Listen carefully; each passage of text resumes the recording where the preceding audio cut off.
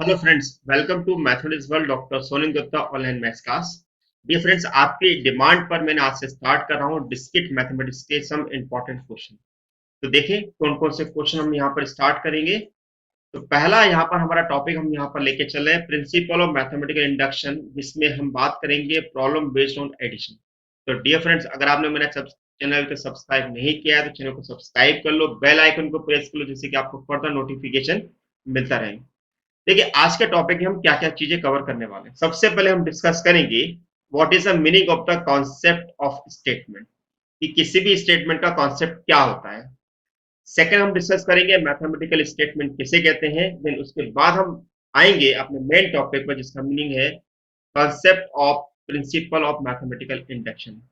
इसमें कुल मिला के तीन केसेस होते हैं। उन तीन केसों में से पहले केस में डिस्कस करेंगे statement based on addition. Then इसके बाद हम डिस्कस करेंगे उसके बेस्ड सॉल्व प्रॉब्लम, और उसके बाद आपको हम देंगे प्रैक्टिस। स्टार्ट करें। तो what is the meaning of the statement and mathematical statement. Generally statement क्या होते हैं? स्टेटमेंट हमारे पास क्या होते हैं? It is sentence is called statement if can be true और फॉल्स बट नॉट बोथ। यानी कि ऐसे सेंटेंस जिसके बारे में हम यस या ट्रू या फॉल्स कह सकते हैं, वो हमारे पास कहलाते हैं statement. For example, 3 / 6 is a statement. सही है क्या? It is true. Okay. There are 6 days in a week, it is a statement and it is false. Okay. Week में कितने दिन होते हैं? 7 days होते हैं। Mahesh Babu is actor is a statement and it is true. तो ऐसे जो सेंटेंस है वो हमारे स्टेटमेंट की कैटेगरी में आते हैं, जिनके बारे में हम यस या नो कह सकते हैं, या ट्रू और फॉल्स हम कह सकते हैं। अब मैथमेटिकल स्टेटमेंट की बात करते हैं कि मैथमेटिकल स्टेटमेंट किसे कहते हैं। तो मैथमेटिकल स्टेटमेंट का मीनिंग हमारे पास ये होता है कि a statement having mathematical relation is known as mathematical statement. यानी कि ऐसे स्टेटमेंट जिसमें मैथमेटिकल कंटेंट्स हो, यानी कि मैथमेटिकल सिंबल्स यूज हो रहे हो, वो हमारे पास मैथमेटिकल स्टेटमेंट की कैटेगरी में कहलाते हैं। जैसे कि 35 is a multiple of 5, it is true. Okay. X plus 1 is a factor of x square minus 3x plus 2। अगर मैं x square minus 3x plus 2 के अगर मैं फैक्टर निकालूं तो क्या होगा मेरे पास? x minus 1 और x minus 2। Definitely x plus 1 जो है x square minus 3x plus 2 का फैक्टर नहीं है। ऐसी कंडीशन में ये स्टेटमेंट जो है हमारा फॉल्स की कैटेगरी में आ जाएगा। 1 is a root of x square minus 6x plus 5। X square minus 6x+5 के अगर हम फैक्टर निकालना चाहें तो हमारे पास आएगा x प्लस x माइनस 5 और x माइनस 1। अगर इनको हम जीरो के इक्वल रखते हैं तो आपको x इक्वल टू मिलेगा 1 और 5। इसका मतलब ये होगा कि 1 जो है वो एक्स स्क्वायर माइनस 6x+5 का एक रूट है, अगर मैं इस इक्वेशन को जीरो के इक्वल रख देता हूं। तो आई होप आपको समझ में आ गया होगा कि what is the meaning of the statement और मैथमेटिकल स्टेटमेंट। आइए हम बात करते हैं प्रिंसिपल ऑफ मैथमेटिकल इंडक्शन के बारे में, जिसको हम शॉर्ट में पीएमआई के नाम से भी जानते हैं। करना क्या हमें यहाँ पर, इसका वर्किंग रूल हमारा क्या है? मान लेते हैं कि हमारे पास कोई भी एक मैथमेटिकल स्टेटमेंट है पी ऑफ एन। यहाँ पे जो भी स्टेटमेंट दिया रहेगा उसको हम पी ऑफ एन से रिप्रेजेंट करेंगे। सेकंड, उसको हम वेरीफाई करेंगे एन इक्वल टू 1 के लिए। देन उसी स्टेटमेंट को वेरीफाई करेंगे एन इक्वल टू 2 के लिए। अगर ये दोनों स्टेटमेंट हमारे पास अगर ट्रू हो जाते हैं तो इस कंडीशन में मान लेंगे कि हमारा स्टेटमेंट जो वो एन इक्वल टू के लिए ट्रू है, यानी कि पी ऑफ के जो है वो ट्रू माना जाएगा।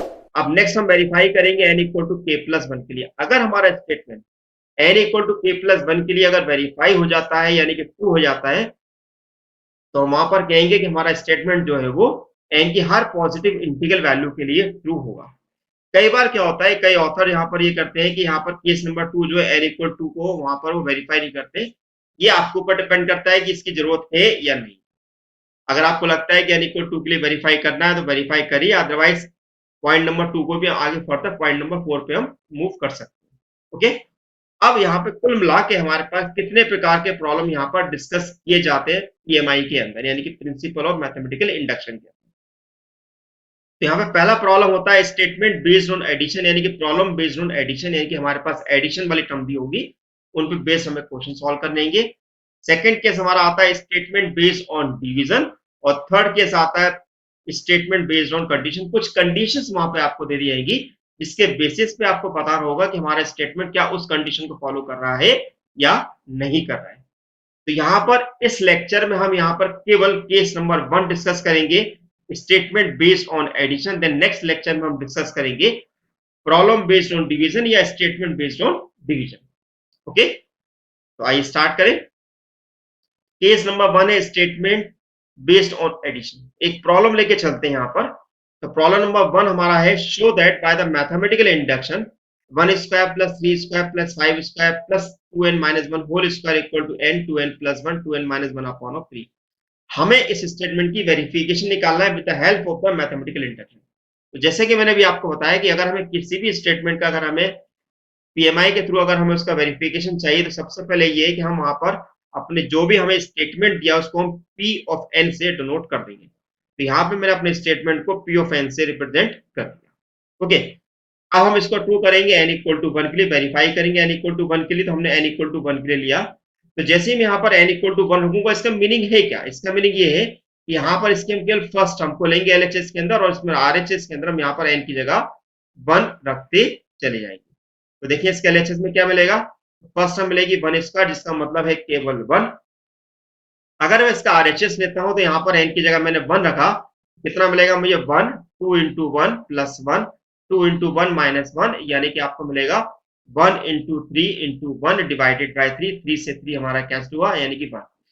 साफ साफ हम देख सकते हैं कि हमारे पास LHS और RHS दोनों इक्वल आ रहे हैं। इसका मतलब है कि हमारा स्टेटमेंट जो है P ऑफ 1 के लिए वेरीफाई होता है। अब बात करते हैं स्टेप नंबर 2, यानी कि n इक्वल टू के लिए हम वेरीफाई करके देखें। तो n इक्वल टू का मतलब क्या है? n इक्वल टू का मतलब ये है कि यहाँ पर हम इसके फर्स्ट टू टर्म को कंसिडर करेंगे। क्या करेंगे? फर्स्ट टू टर्म को कंसिडर करेंगे LHS के अंदर। तो LHS के अंदर फर्स्ट टू टर्म को कंसिडर किया तो क्या 1 स्क्वायर प्लस 3 स्क्वायर, यानी कि 1 प्लस 9, यानी कि आपको 10 मिलेगा। अब इसके RHS में हम यहाँ पर n की जगह यहाँ पर कितना रख देंगे, हम 2 रख देंगे। ओके, n कितना रख देंगे, 2 रख देंगे। तो जैसे मैं 2 रखूंगा तो क्या मिलेगा, 2 in bracket 2 into 2 plus 1 in bracket 2 into 2 minus 1, like this. तो ये हमें मिलेगा 2 इंटू 5 इंटू 3। तो 3 से 3 मेरा कैंसिल हुआ, तो ये मिल गया 10। और हम देख सकते हैं कि हमारा LHS जो है RHS के इक्वल आ रहा है। इसका मीनिंग ये है कि हमारा स्टेटमेंट जो है n इक्वल टू के लिए भी ट्रू है। अब by the condition we have assume that the statement true for n equal to k। हम अज्यूम करेंगे हमारा स्टेटमेंट जो है n इक्वल टू k के लिए ट्रू है, यानी कि हमारा P ऑफ k ट्रू है। That means P of k हमारे पास होगा 1 square plus 3 square plus 5 square plus 2k minus 1 का whole square equal to, this is k, 2k plus 1 2k minus 1 upon divided by 3। अब हमारा काम ये है कि हम इस स्टेटमेंट को जो हमने P ऑफ n लिया था वो हम उसको वेरीफाई करेंगे, क्या वो statement n equal to k plus 1 के लिए वेरीफाई हो रहा है कि नहीं हो रहा। तो अब हम यहाँ पर लिखते हैं now we next we shall prove that the statement true for n equal to k plus 1। अब इसका मीनिंग क्या वो समझ लीजिए। यहाँ पर हमने यहाँ पर कितनी टर्म ली हुई है, k। अगर इसमें हम अगर एक टर्म बढ़ाते हैं, इसका मतलब क्या होगा कि यहाँ पर जहां पर भी k है वहां पर क्या रखा जाएगा, k प्लस 1 रखा जाएगा। तो अब यहाँ पर हमने लिया 1 square plus 3 square plus 5 square 2k minus 1 का whole square, then 2k plus 1 minus 1 का होल स्क्वायर। अब देखिए ये टर्म जो मेरे पास है ये कुछ और नहीं, ये मेरे पास pk के इक्वल है। तो मैंने यहाँ पर इसको लिख लिया p, और यहाँ पर इसको मैंने वेरीफाई किया तो 2k प्लस 2 माइनस 1 के, यानी कि 2k प्लस 1 मिल जाएगा। अब P ऑफ k की वैल्यू कितनी है, तो P ऑफ k की वैल्यू कितनी है मेरे पास ये, तो मैंने यहाँ पर इस वैल्यू को लिख दिया। अब देखिए इन दोनों से मेरे पास 2k प्लस 1 कॉमन निकल रहा है, तो यहाँ पर 2k प्लस 1 कॉमन निकालूंगा और फिर यहाँ पर 3 का मैं एलसीएम निकाल दूंगा। तो कितना मिलेगा मुझे, जैसे 2k plus 1 upon 3 k 2k minus 1 3 2k plus 1, इसका मल्टीप्लाई करेंगे तो कितना मिलेगा, this is the 2k square minus k plus this is the 6k plus 3, है ना। यानी हमें कितना मिलेगा 2k square plus 5k plus 3। Okay, अब 2k square plus 5k plus 3 के हम फैक्टर निकाल लें, तो 2k square plus 5k plus 3 के अगर हम फैक्टर निकालते हैं तो वो हमारे पास आते हैं k प्लस 1 और 2k प्लस 3। तो यानी कि ओवरऑल हमने इस k प्लस 1 को एज इट इज रख दिया, इस 2k प्लस 3 को हम इस प्रकार से लिख सकते हैं और 2k प्लस 1 को हम इस प्रकार से लिख सकते हैं। अब हमारे पास P ऑफ n है, था क्या, P ऑफ n था मेरे पास, this is the n, this is the 2n plus 1 divided into 2n minus 1। हम साफ साफ देख रहे हैं कि अगर हम यहाँ पर n की जगह अगर हम k प्लस 1 रखते हैं तो हमारे पास वैल्यू जो है कुछ इस प्रकार से मिलेगी। इसका मतलब ये निकलता है कि हमारा स्टेटमेंट जो है वो n इक्वल टू k+1 के लिए वेरीफाई होता है। तो हम कह सकते हैं कि n की हर वैल्यू के लिए भी ये वेरीफाई होगा। ठीक है, आइए नेक्स्ट क्वेश्चन देखते हैं। क्वेश्चन नंबर सेकंड है, prove that bye mathematical induction 1.3 dot का मतलब यहाँ पर मल्टीप्लीकेशन से 2.4 3.5 up to n+2 equal to 1/6 n+1 2n+7। यहाँ पर n का मतलब जो है n बिलोंग्स टू n। तो अब जो भी मेरा स्टेटमेंट दिया हुआ, सबसे पहले उस स्टेटमेंट को हम यहाँ पर क्या मान लेंगे, this is the p of n। क्या एज्यूम कर लेंगे, this is p of n, इस प्रकार से।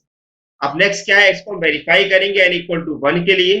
अगर हम n=1 के लिए वेरीफाई करते हैं तो क्या होगा, LHS में कितना मिलेगा, this is a 1.3। Okay,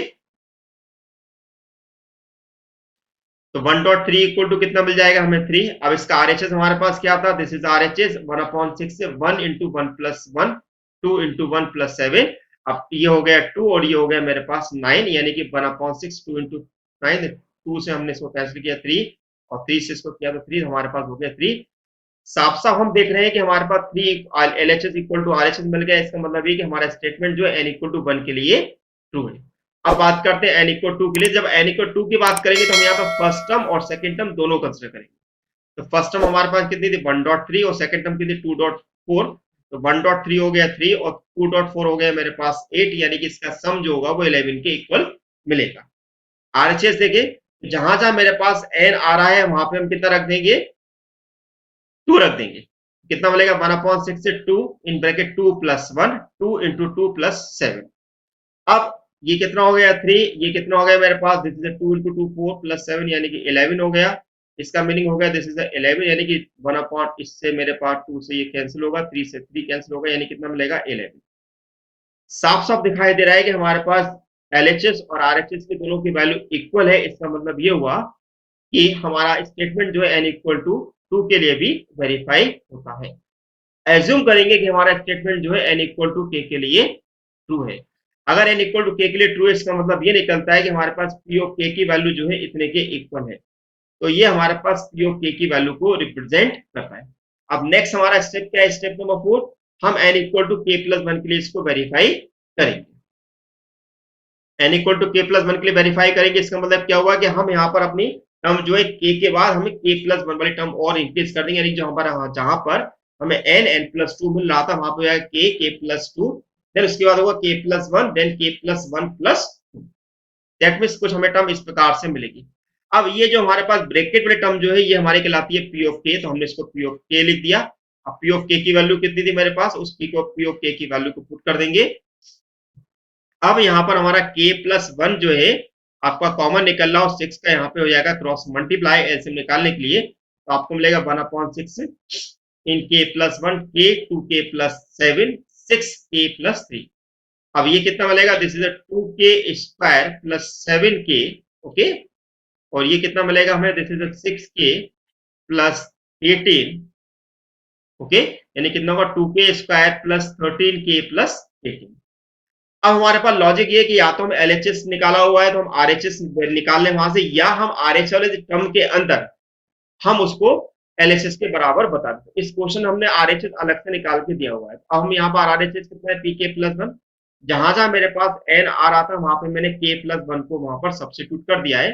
this is k+1 k+2 और 2k+1+7, यानी कि आपको मिलेगा यहाँ पर k+2 k 2k+9। अब इन दोनों का आपस में मल्टीप्लाई करते तो कितना मिलेगा हमें, this is 2k² + 13k + 18। Again this is the value equal to the LHS। यानी कि हमने देखा कि इसमें हमने n=k+1 के लिए जब हमने क्वेश्चन को वेरीफाई किया तो हमारे पास LHS और RHS दोनों वेरीफाई हो रहे हैं। या हम ऐसा भी कर सकते थे कि इसी का फैक्टर निकाल के हम सिंप्लीफाई कर देते, जैसे कि हमने प्रीवियस क्वेश्चन में सॉल्व किया। Okay, so therefore the given statement is true for n=k+1 for each integral value of n। आइए इस पे एक क्वेश्चन और देख रहे हैं हम। यहाँ पर क्वेश्चन को थोड़ा सा हमने चेंज कर दिया है। अब हमें यहाँ पर जो है वो कुछ इस प्रकार से नहीं दिया हो। Using the mathematical induction to show that summation k = 1 to n k² = n+1 to n+1/6। अब हम क्या करेंगे, इस वाले पोर्शन को पहले हम यहाँ पर एक्सपांड करेंगे कि ये वैल्यू एक्चुअली हमारे पास है। तो के इक्वल टू 1 से लेके हमारी कहां तक आ रही है, एन तक आ रही है। इसका मतलब क्या हुआ, 1 square plus 2 square plus 3 square up to n square की कैटेगरी में हमारे पास ये स्टेटमेंट कहा जाए। अब यानी कि हमारे पास ये पूरा का पूरा स्टेटमेंट जो हो गया वो हमारे पास बन गया पी ऑफ एन। क्या बन गया ये, पी ऑफ एन। तो हमने यहां पर इसको पी ऑफ एन लिख दिया। अब एन इक्वल टू 1 के लिए ले, एन इक्वल टू 1 का मतलब हमारे पास क्या होगा, फिर से फर्स्ट टर्म होगी, तो हमने यहाँ पर 1 स्क्वायर ले लिया जो कि 1 के इक्वल हो गया। अब यहाँ पर एन इक्वल टू 1 इसके आरएचएस में रखेंगे, कितना मिलेगा, 1 1 प्लस 1 2 इंटू 1 प्लस 1। ओके, तो कुल मिला के हमें कितना मिल रहा है, दिस इज अ 1। इसका मतलब ये निकला कि हमारा स्टेटमेंट जो है एन इक्वल टू 1 के लिए ट्रू है। अब ऐसे हम चेक करेंगे एन इक्वल टू 2 के लिए। अब देखिए एन इक्वल 2 के लिए प्रूव करेंगे, इसका मतलब है कि इसके एलएचएस में हमारे पास फर्स्ट टू टर्म ले लेंगे, 1 square plus 2 square which is equal to the 5। Okay, तो ये वैल्यू हमें 5 के इक्वल मिल गई। अब इसी के आरएचएस में हम वैल्यू रखेंगे एन की जगह 2, है ना, 2 रखेंगे यहाँ पर, तो कितना मिलेगा हमारे पास 2 2 प्लस 1 2 इंटू 2 प्लस 1, यानी कि हमारे पास वैल्यू मिलेगी दिस। अब ये हो गया, दिस इज योर 3 और दिस इज हो गया 5, है ना। इस 2 और 3 से मेरे पास 6 कैंसिल हो गया, यानी कि मिलेगा 5 के इक्वल, यानी कि हमारा एलएचएस जो है आरएचएस के इक्वल मिल रहा है। राइट, नेक्स्ट हमारा है स्टेप नंबर 3। एज्यूम करेंगे कि हमारा स्टेटमेंट जो है एन इक्वल टू के लिए ट्रू है, यानी कि पी ऑफ के हमारे पास जो होगा बन जाएगा 1 square plus 2 square up to k square equal to k plus 1 और 2 के प्लस 1 अपॉन 6। ठीक है, नेक्स्ट हम क्या करेंगे, N equal to k plus 1 के लिए प्रूव करना चाहते हैं हम यहाँ पर के प्लस पी ऑफ के प्लस 1 लेके चलेंगे। तो पी ऑफ के प्लस 1 मेरे पास क्या होगा, इस टर्म के अंदर मेरे पास एक टर्म और बढ़ जाएगी जो कि मेरे पास होगी प्लस के प्लस 1 का होल स्क्वायर, यदि हम पी ऑफ के प्लस 1 लेके चलते हैं तो। ओके, तो हमारे पास टर्म क्या मिलेगी इस प्रकार से। अब ये जो टर्म जो हमें दिखाई दे रही है, इस टर्म को यहाँ पर लिखते हैं हम पी ऑफ के। ओके, पी ऑफ के हमने यहाँ पर लिख दिया। अब पी ऑफ के की वैल्यू एक्चुअली है कितनी मेरे पास, के प्लस 1 2 के प्लस 1 अपॉन 6, मैंने वैल्यू पुट कर दी। एलसीएम निकाल दिया, के प्लस 1 कॉमन निकल गया, तो मेरे पास कितना हो गया, दिस इज 2 के स्क्वायर प्लस के प्लस 6 के। Okay, and this is the 6, यानी कि 2 के स्क्वायर प्लस 7 के प्लस 6 हो गया। अब या तो उसके फैक्टर बना दो या आरएचएस अलग से सॉल्व कर दो। आरएचएस अगर से सॉल्व करना तो पी एन की है, तो पी ऑफ एन उसमें वैल्यू पुट करेंगे। ओके, तो हमारे पास कितना होगा, के प्लस 1 अपॉन 6 2 के प्लस 3 के प्लस 2।